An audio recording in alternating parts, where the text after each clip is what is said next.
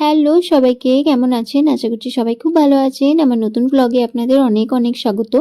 আজকে চলে এসেছি একটা নতুন ভ্লগ নিয়ে। আজকে আমার জন্য মনে হচ্ছে যেন পরোটা ডে। আ মানে হ্যাঁ, আজকে সকাল দিকে তো চা পরোটা খেলামই, চা পরোটা বিস্কিট। আর এখানে আমি রাত্রের জন্যে বানাবো আলুর পরোটা, পুরো নিরামিষ আলুর পরোটা। হ্যাঁ, আজকে আমি আলুর পরোটা বানাচ্ছি নিরামিষ। তো এখানে নুন দিয়ে আলুটাকে ফার্স্টে ভালো করে সেদ্ধ করে নিতে হবে। তো আলুটাকে যতক্ষণ আলুটা সেদ্ধ হচ্ছে ততক্ষণ আমি এখানে বাজারগুলোকে দেখছিলাম কি কি নিয়ে এসছে বাজারে। তো দই আনা করিয়েছি, তার কারণ দইটা দিয়ে রায়তা বানাতে হবে। আলুর পরোটা দিয়ে আমি রায়তা দিয়ে আর কি খেতে বেশি ভালোবাসি, তার জন্যে।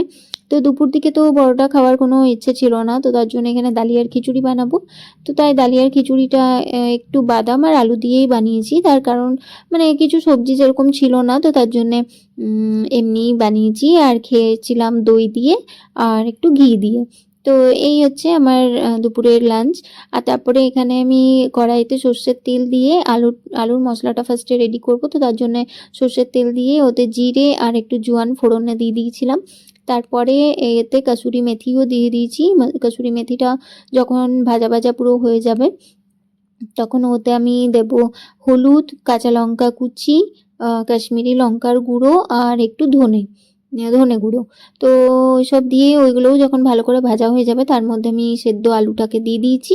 দিয়ে সেদ্ধ আলুটাকে আমি তো খুন্তি দিয়ে এরকমভাবে ম্যাশ করে নিচ্ছি, আপনারা চাইলে হাতে করেও করতে পারেন। দিয়ে আলুটা আমি একটু শেষের দিকে মানে যখন পুরো ভাজা ভাজা হয়ে যাবে তারপরে আমি নুনটা দিয়েছি, কারণ নুনটা প্রথম দিকে দিলে না খুব একটা বুঝতে পারি না, তো তার জন্যে একটু নুনটা পরের দিকে দিয়েছি।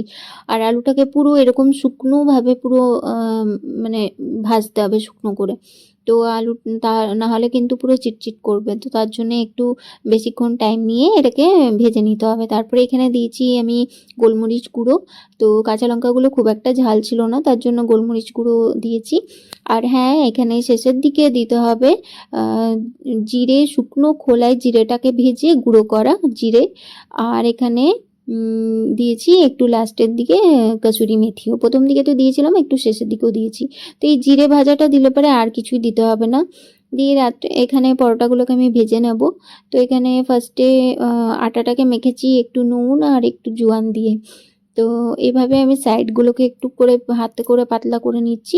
দু হাতে করলে ভালো হয়, কিন্তু আমি তো এক হাতে ক্যামেরা নিয়ে আছি, তো তার জন্য এক হাতেই বানাবার চেষ্টা করছি।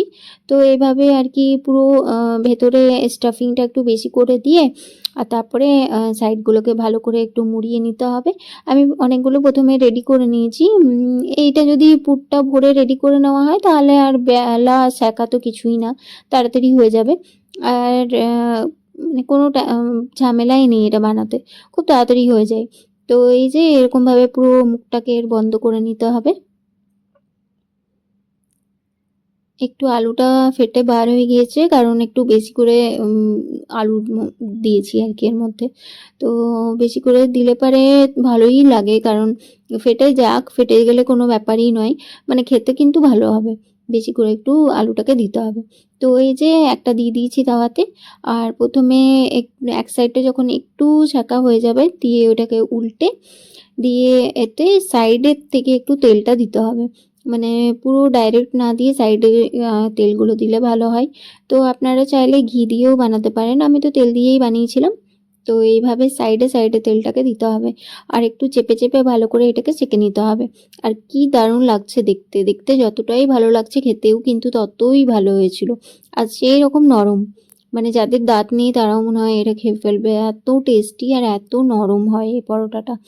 তো আমি তো এখানে দই দিয়ে মানে রায়তা বানিয়েছিলাম। তো রায়তা আর এখানে আলুর যে মশলাটা ছিল সেটা দিয়ে আমি সার্ভ করেছিলাম।